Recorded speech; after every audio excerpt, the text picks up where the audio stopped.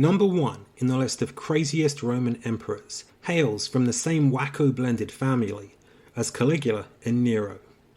His name was Tiberius. His mother married to Emperor Augustus and implored him to name her son as his heir. There are a number of people ahead of him in the queue, but they all died in mysterious circumstances, leaving the way clear for Tiberius. Nonetheless, Augustus was reluctant to make the move, perhaps feeling Tiberius had a bit of the Jeffrey Dahmers about him. But eventually he relented, before dying by poison.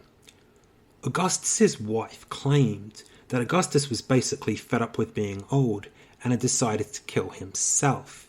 But with him not around to give his side of the story, it's unknown whether he wittingly drank the poisoned tea. Before dying, Augustus forced Tiberius to adopt Germanicus as his son and eventual heir.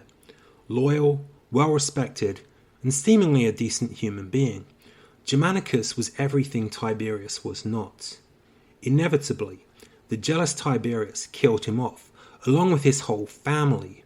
Well, everyone except for his little boy, Gaius, who was nicknamed Little Boots, or Caligula. He was spared, but adopted as a kind of pet by the emperor, and he led the life of an abused dog, as the depraved emperor's plaything. Meanwhile, after a few years of ruling, Tiberius decided he couldn't really be bothered doing his actual job anymore, and decided to retire to the idyllic Isle of Capri. He chose a man named Sejanus, by all accounts a sadistic sociopath, to fill the breach as a de facto ruler.